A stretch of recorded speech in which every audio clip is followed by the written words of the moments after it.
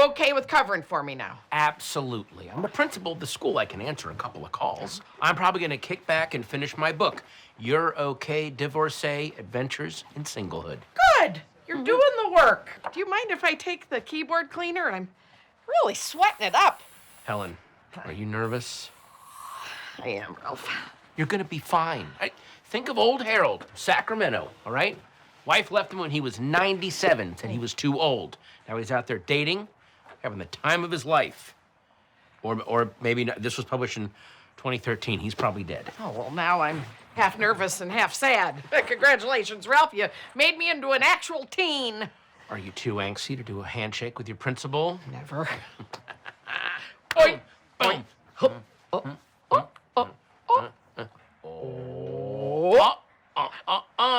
We got this. Thank you, Ralph. Hey, get going, little missy. The bell rang 10 minutes ago. Oh, my God. Out of my way, boomer. Peacock's AP Bio, Season 3, premieres all episodes on September 3rd. So to start off, speaking of that whole NBC Peacock situation, I'm wondering if this is a question for everybody. What was your experience like getting canceled and then getting CPR'd back to life in the streaming world?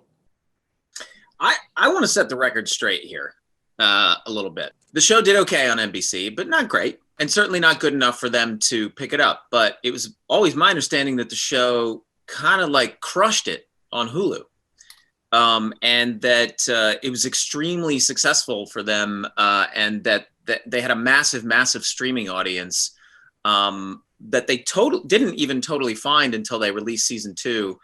And and what they found is that a lot of people binged season 1, and then they started streaming season 2. It wasn't doing well enough to get picked up by NBC, but then Hulu wasn't doing original programming through Universal or something like that. So all of a sudden we had this like large streaming audience, but nowhere to put the show. And then when Peacock, because originally I think it's my understanding that they were not going to be doing original comedies. Or maybe even any original programs at all. They were just going to be streaming all their, hot old properties and movies and things like that. But once they decided to do Peacock originals, I think they picked us up pretty quickly because we really had a massive Hulu streaming audience. And I wish that was more reported on rather than like the show didn't do very well, but somebody brought it back to life.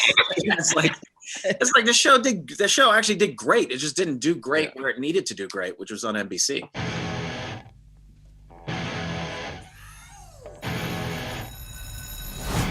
My chest hair isn't black. I dyed it. Yeah. Everyone knows.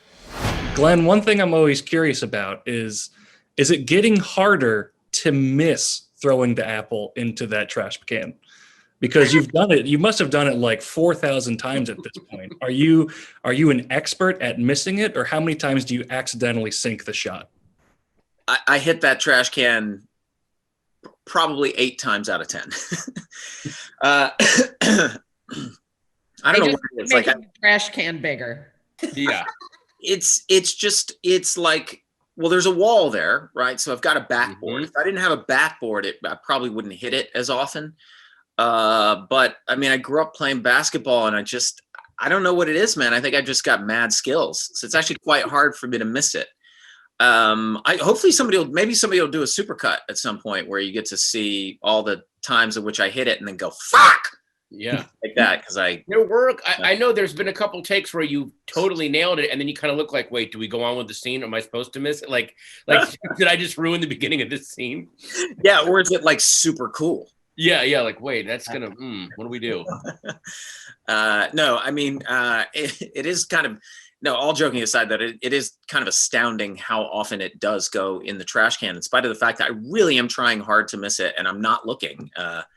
But it's like I'm drawn to it or something. I don't know. Why it's hard for me to play a character that's bad in the sack. Same thing. We start to shoot it, and it's like, you can't fake it. You're going to go to excellence immediately. Yeah. Sex ed condoms came. Oh, and looks like I ordered enough to get the free dildo. Have a nice day.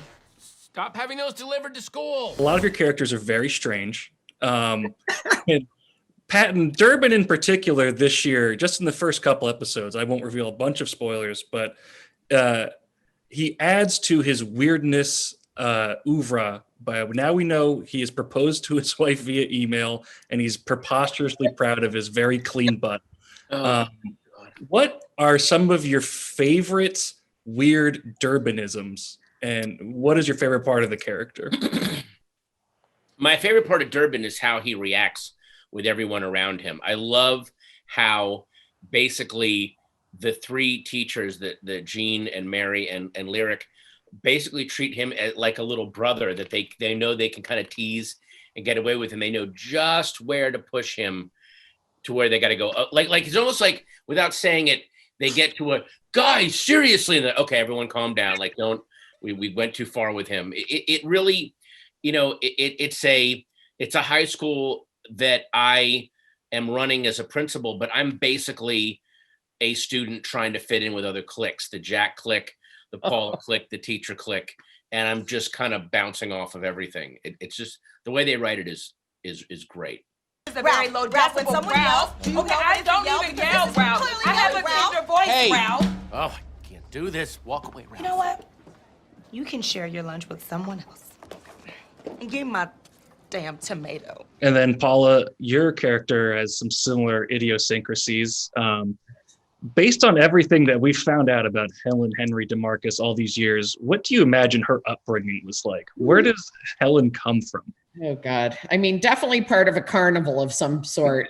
Helen was definitely in a tent, and maybe the attraction changed as she grew, or, you know, like she's got 3 boobs or whatever it is that every, you know, few years they'd change what the attraction was. But I do feel like Helen has a lot of sort of white knuckling positivity with a lot of rage under it. So there's just a lot of. And we know she's an orgy baby. Yes. Yeah. Orgy baby. What? An orgy. I was an orgy baby, so I saw a lot of inappropriate things when I was growing up. And I knew how to numb out, which, you know, is good casting, because, you know, I can put a bunch of cheese in my mouth and numb out when I need to. That's a Midwest thing. A full baby bill? A whole baby bowl. Put a cork in my fear. Teach, sorry I'm tardy. Oh, son of a... My apologies, Mr. Bones. I mean, I'm not sure if it's a mister, but I'm assuming it's hard to tell with their groin once the flesh is boiled off. In episode 1 of this season, she mentions to Jack that she's on probation. Why do you think she's on probation? Probably an animal protest of some sort. There's probably like a llama at a Chuck E. Cheese or something that was people were charging per pet. I used to have a lot of rage at SNL about live animals on the set. I would always get real sassy with the handlers, because they would be like, "Don't touch her, she's working." And I would go, "What bank does she bank at? Where did she deposit her checks?" My God. So now the dumb ones don't know that this is an armbud. So then I take this and I just go ahead and just line that up. Let that focus a little bit. There we go. Little juicy cheeks. That looks like a crack. Okay. Lyric, Mary, and Jean, your characters, in the rare moments that they are actually teaching, Teaching history. all the time. So we teach art, history, and health. If I were starting a school and I asked all 3 of you to teach those 3 subjects, how would you divvy them up? Who is doing art, who is doing history, and who is doing health? Well, I mean, Lyric, I know, is already kind of a history buff, so I feel like that works for her. Though I'm not great at producing art, I'm a huge art history fan and art in general. And Jean is just a health freak, I would say. Yes. That also works for her too. Jean, are you a health freak? Yeah, sure. Check her back pocket. She's got 5 condoms back there. I'm a freak, and sometimes I'm healthy. Yeah. Mm-hmm. She's healthy about accepting that she's a freak. Jean Villepique, health freak. Whoa. That's my poem. That's my poem. Attack the canvas. Beautiful. Yes. Oh, I wasn't ready for that. Yes. Oh, the lens is melted. The lens melted. Oh. Oh. Okay. Let's tone it down a little bit. Maybe a little less sexy. School's still in session. So. Oh. The episode structures can be a little bit more ambitious than previous seasons. There's one episode that kind of plays with previously on segments, that sort of thing. Do you have a favorite episode from this season, or an example of your favorite instance in which they get ambitious with structure? There's an episode called This that deals with sleep. Oh, that. Is it called that? What? That. That deals with sleep deprivation, insanity, and hallucination so brilliantly. It actually, that felt like one of the time. There's a lot of episodes there where they really said, "Oh, if we're gonna be streaming, let's embrace some more weirdness." And that episode in particular was. Mwah. We did an episode this year called Katie Holmes Day, also, which I'm pretty excited for people to see.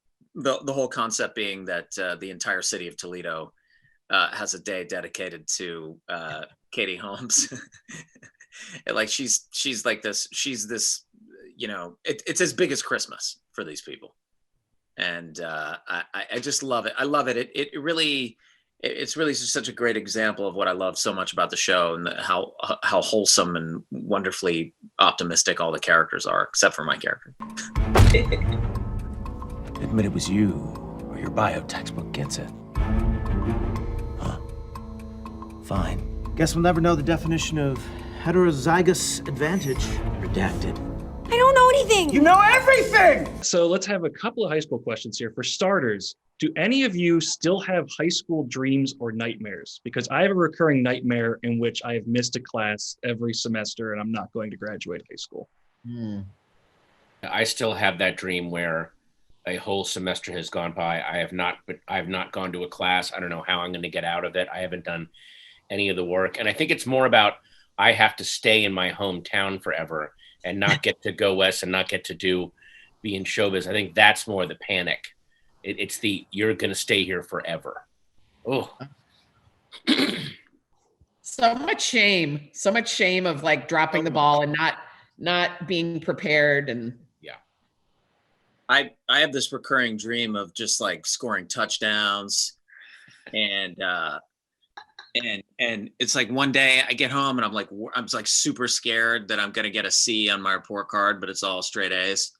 You guys know what I'm talking about, right? Where you're about to go on stage. Call you and say you're going to be the homecoming king and queen because they just they can't give you enough accolades. Right. It's a fucking nightmare because you're like, where the hell am I going to put all these trophies? And then do you guys ever have that dream where like you're about to go on stage and not only do you know all of your lines, but you know everybody's lines? And you just fucking kill it and get a standing ovation. Like that's the kind of stuff that like I have those dreams. That sounds really terrible. That sounds like you're having. It's scary. It's scary. Oh yeah, I'm sorry you go through that, man. Yeah. Which Whitlock High School student would you be most likely to be friends with as a child? I think for me, I would definitely say Sari Arambolo's character of Grace. Like the more and more I think about it, I was like, yeah, I kind of had a sunny disposition in high school, but definitely some sociopathic tendencies. I definitely see them being friends. I weirdly feel like I would have been friends with Anthony. Me too. Eddie Levy's character. Like I definitely would have been like, I like this guy. Like yeah. I don't know.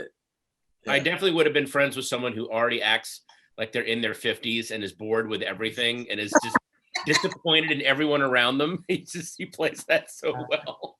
Yes.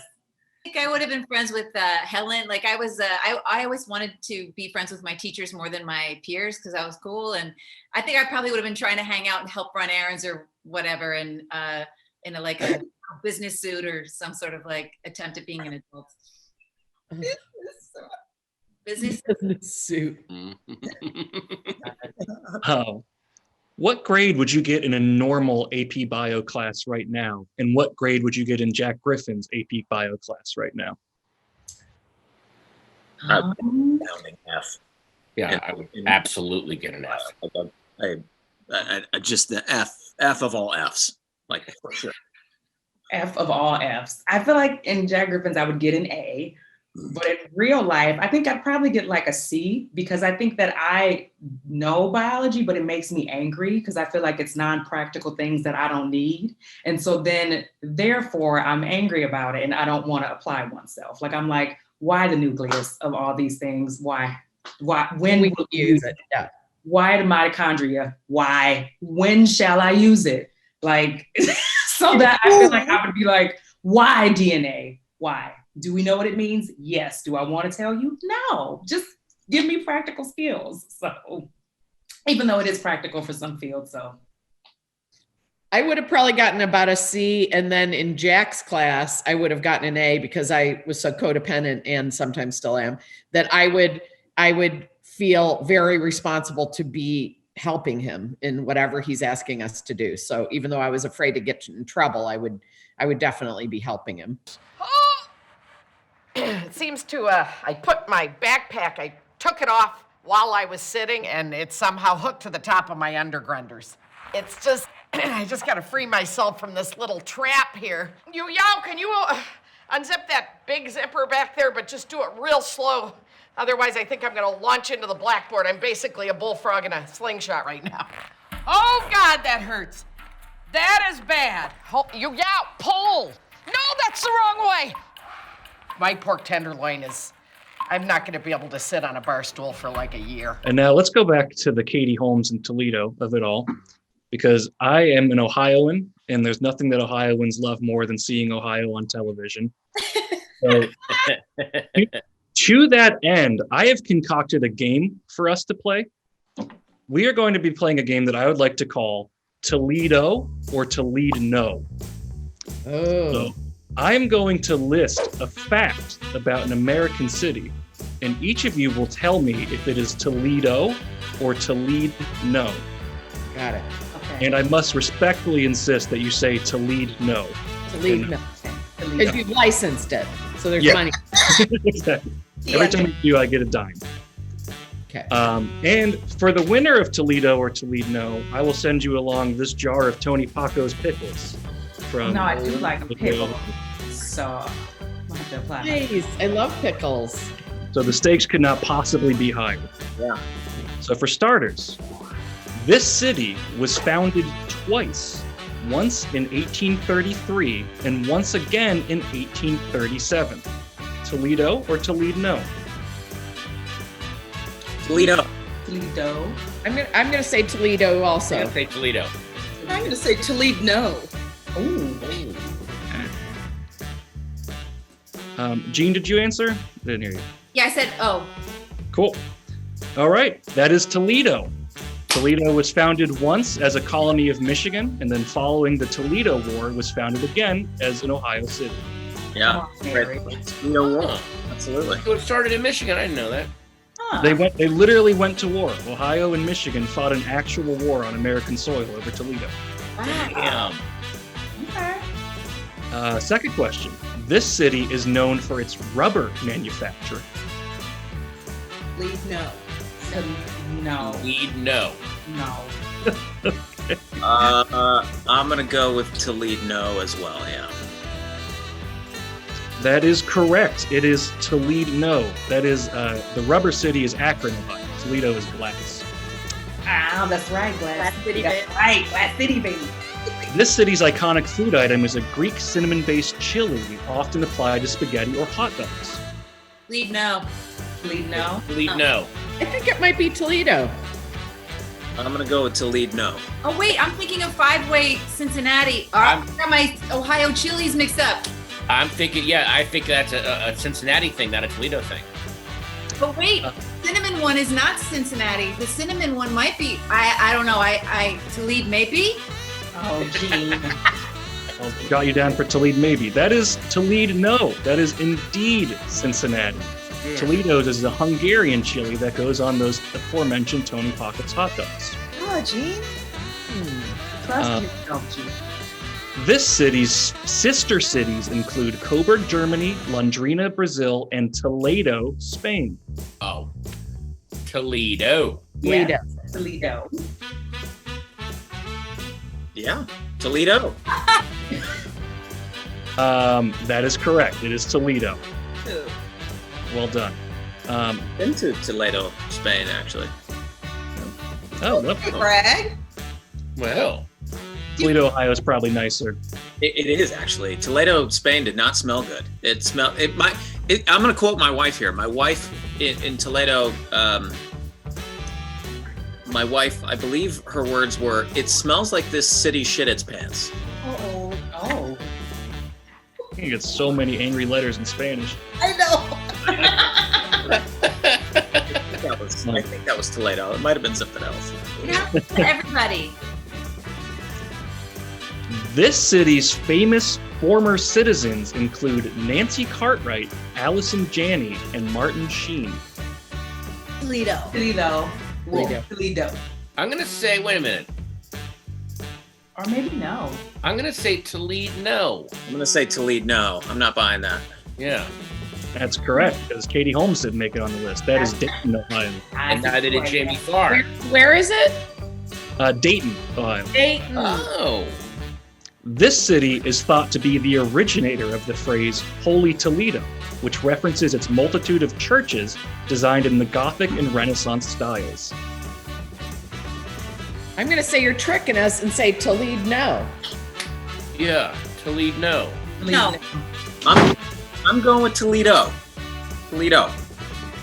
Toledo. It is Toledo. So glad that half of you fell for that trick. The pickles. They're getting away from I'm you. in the lead here. I stopped taking score like 4 questions ago. We'll get you all pickles. This city is the setting of Fox's early 2000s musical series, Glee. Toledo. No. Yeah, No. Toledo. Toledo. No. Toledo. Yeah. I mean Toledo. It is Toledo. No, that was set in Lima, Ohio, which is Okay. 8 miles south. Oh, okay. So many Ohio series. Yeah, seriously. Crazy. And then finally, this city's local newspaper is known as The Blade. Toledo. Toledo. Toledo. Toledo, correct, everybody. So you have all performed remarkably. Somebody won. I have no idea who it is. I'll go back and look at the footage later and we'll figure out who won this beautiful jar of pickles and peppers. Oh, yummy. Well, thank you for participating in Toledo or Toledo No. And also thank you for participating in Schools in Session, is what we're calling it, with AP Bio and Den of Geek. Is there anything anybody else would like to add about your experience on AP Bio Season 3 before we wrap up here? Glenn hits us. Glenn hits us. I hit you once. I hit you once. You have an AP Bio baby. I don't know if we talked about that. You had a baby. AP Bio baby. He hits me, but it's in slow motion, so it just feels like love. It's very firm, but it feels like he's affirming me. But it's very hard, and he has dislocated my shoulder before. Oh. All right. Well, watch AP Bio on September 3rd because the cast is all violent to one another. And if you don't, maybe Glenn will lash out once again. I am joined by everybody, every student from Whitlock High School in lovely Toledo, Ohio. And I would love to ask you some questions about AP Bio Season 3. Let me ask each and every one of you questions about your characters for this season so we make sure everybody gets involved. And I'd like to start with Nick because I'm always curious about what it's like to play the most universally loathed man in Whitlock High School. I don't know. You just get in the trenches and do it. Somebody's got to. The nice thing about Marcus is that there's a character that can just be mercilessly beat down, but like the audience never feels too bad about it. And so I think you kind of need that punching bag, and it's yeoman's work, and I'm happy to do it. Season 1, they somebody wrote a thing and they compared me to Toby Flenderson from The Office, and I was like, okay, I'll take that. Yeah, that's the character. Or Jerry from Parks and Rec. Yeah. That wasn't the original plan, I think. But then everybody met you. It kind of went that way, and they were like, this is a better direction. Let's just do that forever. Aparna, how has Sarika changed throughout these years? Well, not even years. We don't even know how long the series has gone on thus far. But you started very type A, and how have you gone along with dealing with Jack Griffin's nonsense for this long? Yeah, I think it's all been the same year. I think that's kind of what we've all gone with. Sarika started out as just a type A person who just wants to do well in school, and she's turned into this really kind of almost megalomaniac, manipulative person who, while she doesn't love the situation with Jack, she's starting to realize the only way to move ahead and get somewhere, kind of very Tracy Flick, is to maybe go with his plan a little bit and see where in his plan she could thwart him. So she's just gotten, I think, a little crazier as Jack has gotten crazier. That's just, I think, how it's gone for her. One development that I really enjoyed this year is that Jacob H. and Miguel, both your characters are suddenly best buddies. And not only best buddies, but very intent on having their bromance recognized and respected. What was that like to play with this year, being very close buddies? It was, I mean, I think it's funny that our characters, we just don't seem to have an understanding of typical how friendships normally are, I feel like we're just always doing stuff that's just wild, and it's enjoyable to I just really like seeing the script every week and being oh, today we're gonna wear bras together and stuff like that, and it's just so ridiculous. Yeah, Jacob nailed it. I mean, it's just fun when you get the script and it's something so funny and dumb, and it's just hard not to break character with Jacob sometimes. I think Jacob made me break character twice this season. No? So I broke character a lot this season actually, but it's just so much fun doing it, and it makes it more fun than just being in the classroom all day when me and Jacob have to do something really funny and dorky. This question is for Spencer. What is it like to kind of join in on this team and get to be part of the nerdy triumph that is the AP Bio classroom? For me, it's really cool, honestly, to portray that on screen. For Dan, I feel like it's him getting out of his shell probably for the first time in his entire life. Something foreign grounds, I would say. He came from Florida. He moved from Florida. So obviously, when he first got to Toledo, it was kind of tough for him to find a crowd to fit into. And then he kind of finds a home amongst a group of nerds, if you will. And that kind of becomes his little group, his little platoon. So for me, it's really nice to portray that, and it's really nice to see his growth and his change, because it's just new, but he's so into it, because I feel like the girl of his dreams, Heather, is also part of it. So he's gonna partake in anything that she's also very fond of. So for me, it's really lovely to change with Dan and to grow with Dan along the years or over the years, Why is Grace so proud of working at Target? Grace loves working at Target. I don't even know why. There actually was a moment in season 2, I think, where they had to build an entire Target. We had a whole scene in it. I think it was a bunch of us in it. Never used it. Never used it, but it was a great Target. I remember walking through and we're like, this looks really real. And when we were asking them, they said it was actually cheaper to build a target than go and like shoot at one. So it was interesting. Yeah, I don't know, but Grace has definitely gotten darker over the years. That's for sure. She still loves like all the girly things. She also has a lot of jobs. Like she worked at Lids for a bit and then she worked at Target.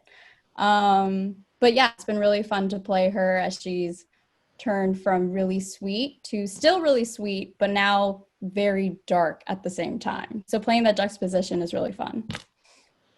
Yeah, she's proud of working at Target, and more specifically, the hot dogs. Yes. In Target. Grace loves the hot dogs, I guess.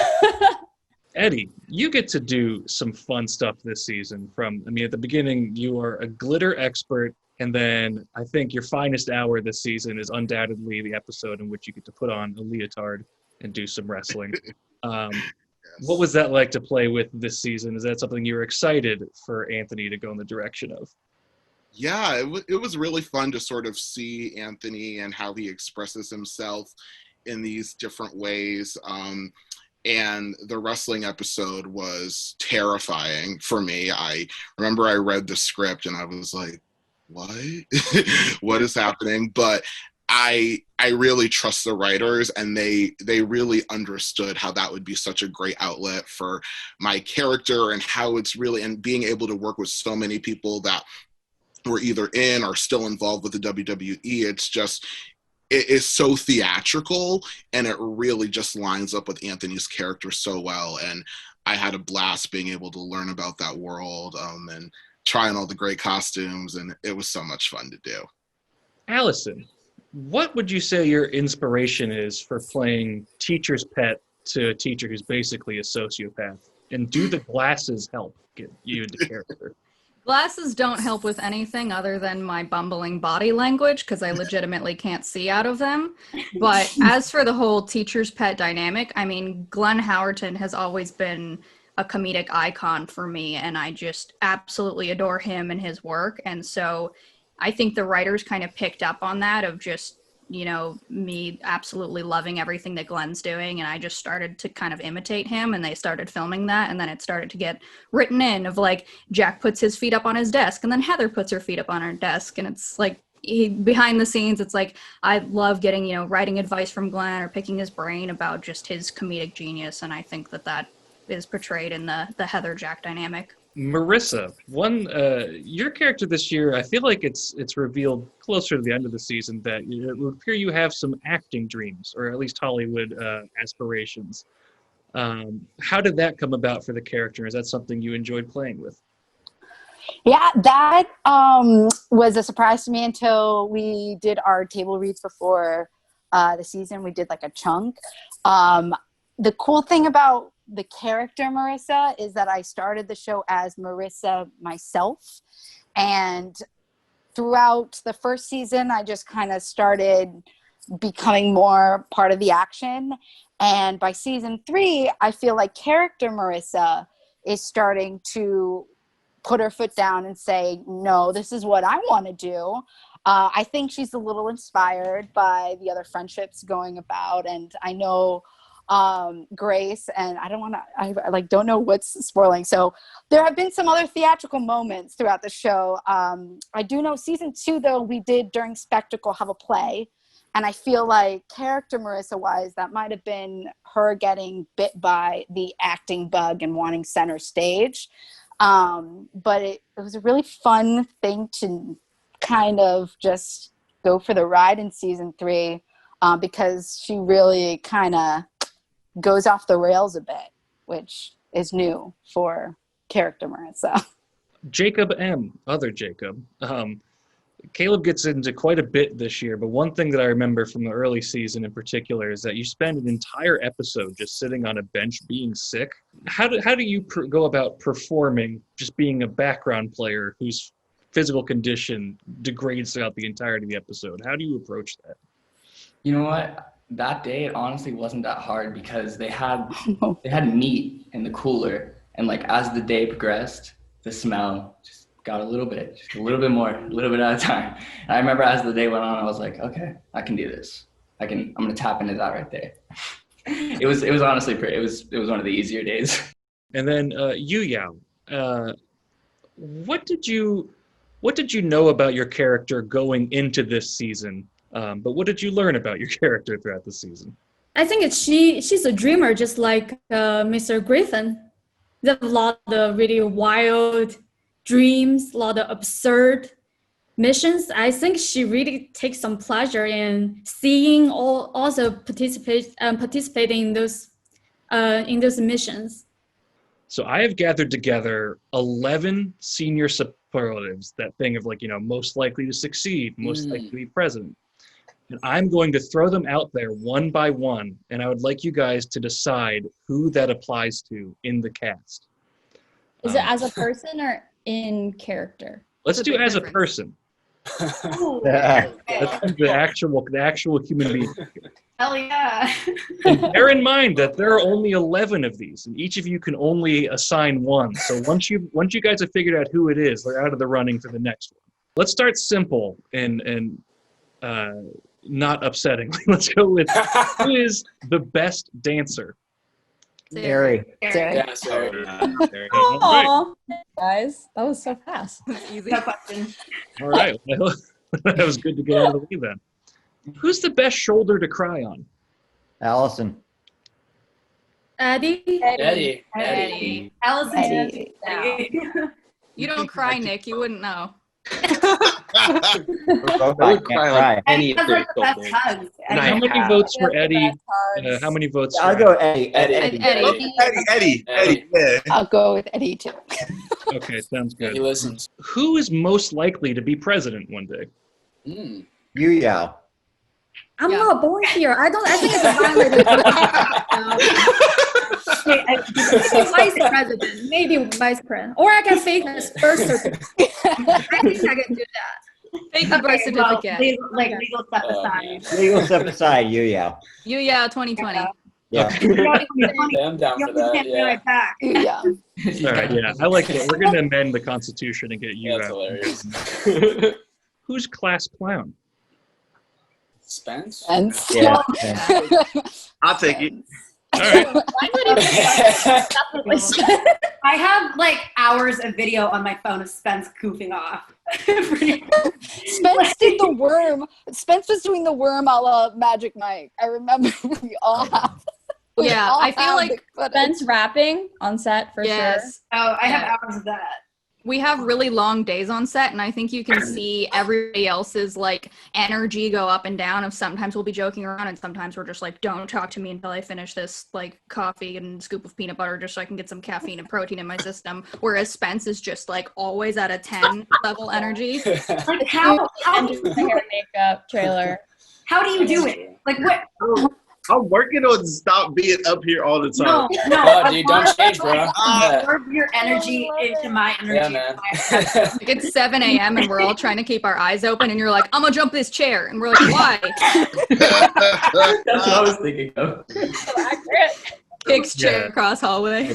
How long did you sleep last night? He's like, bro, I just got up like an hour ago. I'm good. I'm like, Oh, I didn't sleep. He's like, I'm running on 2 hours. I'm like, okay. Who has the best car? Car? Nick, yeah. Whoever picks him up for the day. Whoever picks me up for the day, yeah. That's funny. That's true. No, I don't have a car, so. Bro, probably Jacob and Manown. What's your car, Manown? Is the best car do you even have? Who's drive? I can't nominate myself for that. I can't be like, this car. I just have to be like. Are we counting the new car or the one that Nick kicked the bumper No. off The of? Corolla is definitely the best car. It's definitely the last one. It's definitely the Corolla. Yeah. The one where you called us and you were like, my headlight fell out and I ran over it. Yeah, that Corolla went through a lot. And I even let Nick for his birthday. He got on my birthday, yeah, because he had been in an accident the day before, and he was going to go to the shop, and the front bumper was all busted up, and his headlight was almost broken. And I was like, "Can I kick that?" Because he was jumping up on the bumper, trying to break it off so he could put it in the trunk. And I go, "Can I kick the headlight?" He goes, "Yeah, it's your birthday. Go ahead." So I kicked his headlight and broke it. It was one of my favorite birthday presents ever. That was a good one. So I guess Manown wins that one. Yeah, for sure. Who has the best hair? I feel like Sari. Yeah, Sari. We got Sari too. I love your hair. Aparna's got some. Aparna. Yeah, good Aparna, hair. you've That's got nice hair. Come on, girl. Oh. Yeah, Sari is best dancer. Yeah.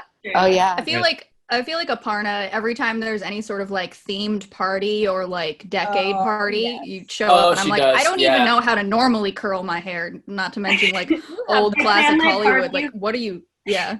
I plan my parties or parties I will attend based on what outfits I can, like, I never normally get to wear that I can pull out of my costume box. So the hair or the wig kind of goes off of that. Who is most likely to drop his or her phone in the toilet? We already got Manown. No, I know. I was Manown. like, you have to Manown. you stop the presses. That is Manown. That was Manown. Literally What was Manown before Manown. the car? I think that was like think a question that was like engineered to be Manown. That is so Manown. It was a running So joke of Manown, like is that how happening? long his phone would survive. I just I think moved the running right now. joke is like Manown needs help, but we kind of love it. I don't like. True. I was Well- moving around. I found 7 So sorry. of my broken phones. Wow. I had Oh my 7 God. broken phones. Manown. But he has best car, so That's I true. think Marissa should purposely drop her phone in the toilet because it's so old, right, Marissa? It is so old. That's I have a Uh, 6S that I can't let go of. Yeah. Oh no. Bad, but I'm not someone that drops it. But as far as who needs a new phone the most, my phone shuts off like 3 times a day at minimum. It's awful. Time to drop it in the toilet. I think I should drop it in the Relative. toilet at this Live point. stream, I drop it in the should. toilet. Let's do it right All now. right, that's the next step. Who is most likely to win The Voice? Eddie. Oh, Eddie. we already did. Oh yeah. Oh yeah. I'm gonna. All But he right. already won. He's got pipes. So Shoulder to Cry On and The Voice. So yeah, well, the seal has been broken here. There's nothing we can. There's no going back. Yeah. Eddie's voice. angelic. Oh wow! Who's the biggest flirt? Ben? I'm sorry. Yeah. And- or Houston, because Houston, I've seen you in action. It's true.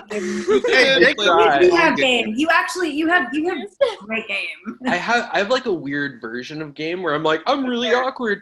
Do you want But it works. to kiss our faces together? And then they'll be like, no. But it does work though. I have seen it in action, and I'm like, I have seen it. wow, 13. sweet Yeah, little Houston. baby Yeah, boy. big boy, big boy. I'm always in love with people. So. Who is the most changed from season 1? Why don't you guys just come up with superlatives I mean, for you're, us? Yeah. Allison got married. Is that the most change? Yeah, Allison got That's married. true. I did get married. Your life now. But nothing also feel like changed. Nick Kirkland changed Guys, a lot. secret. Nothing The changes. name changed though. You can tell I you. I also feel like Nick changed a lot. I mean, like, you're still kind of like up to your clownery like all the time at like a 10. No, But Nick got furniture. Nick got furniture. he got furniture, Nick and got he's furniture. like, we've had for some you, man. real conversations in the last year that I was like, oh man, this boy is growing up. And I feel like, I'm the oldest. What are you talking about? but like, were you though? Yeah, no. No. You wouldn't like me. You wouldn't like me if I grew up for real. The floor is lava got a lot easier for him to play now that he has big boy furniture. So. I got big boy furniture. Allison and her husband took me to IKEA for my birthday and made me pick out stuff. That's hilarious. So Allison and her husband. Okay. Yeah. We'll go with Allison. And then since we have Nick and Miguel, why don't you guys come up with senior superlatives man. for Nick and Miguel? I feel like Miguel is most likely to like actually survive the zombie apocalypse because he can do all these Yeah, I'll go. Yeah, that's good. Oh, that's a good like, one. I feel like he can pull out like some katana sword or like his like I'll I don't know. take it. Yeah. Yeah, Alec, I was a non-union stuntman before I got the show. Oh, there we Exactly. I feel Yeah. like he's actually you're most likely to survive. That's a good one. That's a great one, Aparna. Thank you. I'll be here all day. go. All right. Well, what is Nick most likely to survive? Not much. Yeah. COVID. Well, No. Actually, most likely to survive COVID. Yeah, you check your temperature every 5 minutes. Oh, really? Even though you're not leaving. He stays in his apartment just That's checking what his I'm temperature. saying. Yeah. There. COVID negative results. He's following the rules. Yeah, I've been pretty serious about it. Yeah, I do check my temperature multiple times a day, and like I only hang out with people who've been tested like within the last day. But that's not interesting. He's very responsible when he needs to be. Nick is most likely to do a Yeti scream while we're on set and scare me because it's 8 a.m. Why are you screaming like a Yeti, Nick? It's called a yawn, man. Likely to make inappropriate noises all the way through adulthood. Like when he dies and we're all at his funeral, like we're gonna think he's just completely dead, and then his corpse will let out some weird noise. That's all he does. I feel like he's also most likely to take a dare. Yeah, I'll go with that. Oh, Yeah, that's a cool one. I can very much be like, go climb up that thing. And he's like, why are you making me do this? I'm like, you're a grown man, say no. Like, and then he does it. I hope that you wear these superlative titles proudly, and I hope everybody else watches AP Bio, all 8 episodes, September 3rd. Woo! And gang. Much. Gang, It's gang. good to see you guys. Thank you. Bye. Bye, guys. See you guys again in 6 months. Yeah. All right. Be safe. Back at it.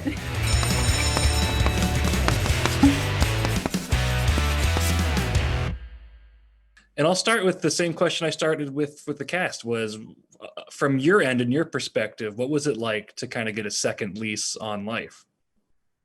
It was so exciting and thrilling, and we really left season 2, the writers and the cast, feeling like we were just getting going. Like there's so many characters, all the different students and side characters, and even some of the series regulars. We were just really figuring out what type of joke they do best.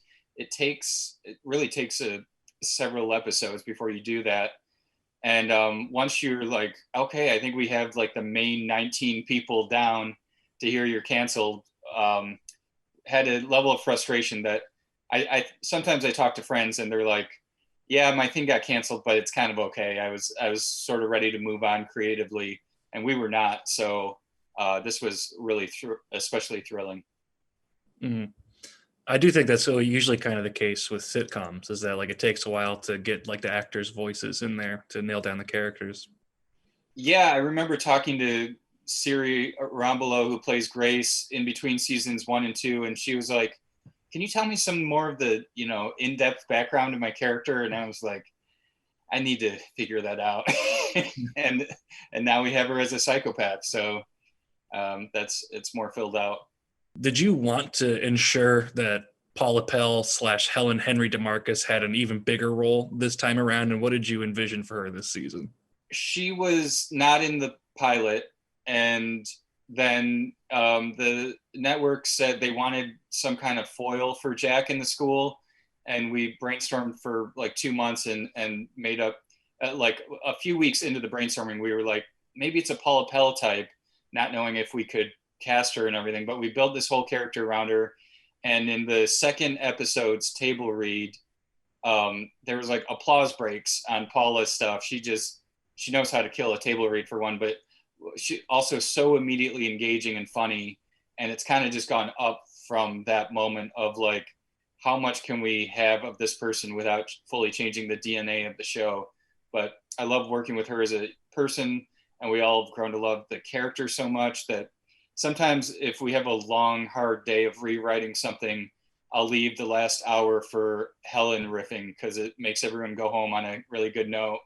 If I say, all right, enough of trying to fix that story, everyone just say what's Helen's response to the question, what are you doing for your break? And we riff on that for an hour and everyone leaves happy. How does being in the streaming world now change your approach, if at all? Because I mean, just one of the only noticeable things, like you get to say the S word now, or there's not maybe necessarily act breaks. How does it change your approach? There's a couple things, and they were nice. The main thing was in the editing. We don't have to get it exactly down to 21:12. And so there's the length varies. It's all within a minute or two of the former lengths, but there's just that moment where I don't have to kill one more baby that I would have to for the half-hour time slot on network. we do act breaks, but we were in 3 acts and the network breaks it up into 4 acts. I don't know if the viewers are as into this, but that was really hard for me to go to a 4-act structure mentally. And so going back to 3 was really nice, that everything builds to one big low point. And then, the swearing we tried to keep down. It's very tempting to go crazy with that, but I think it was kind of to a minimum. And the last thing, that I don't know whether it's fully because of streaming, but we did try to play with sitcom structure a little more this season and have some kind of more experimental structurally episodes that I don't know if we would have tried if we were on a network. I definitely noticed it's a lot more experimental. And kind of speaking of one of those experimental things, it goes back to our Toledo conversation as well. Where did the inspiration for Katie Holmes Day come? And did you know that was an appropriate capper for the whole season? Well, so one of the things we try to do is never say what the date is, because we're trying to milk one school year for as long as we can, with the logic being that if you switch over to another school year, you would maybe lose some of these students that we love so much. So we just never say the date, and you can't quite tell where we are in the year.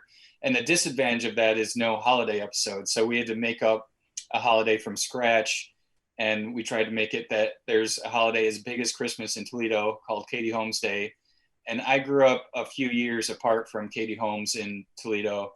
And the city really is very proud of her and does follow her career. And we all knew where the Holmes house was and all this stuff that we just exaggerated a lot in the episode. But Toledo is proud of its alumni, Jamie Farr, which there's some jokes about, and Katie Holmes.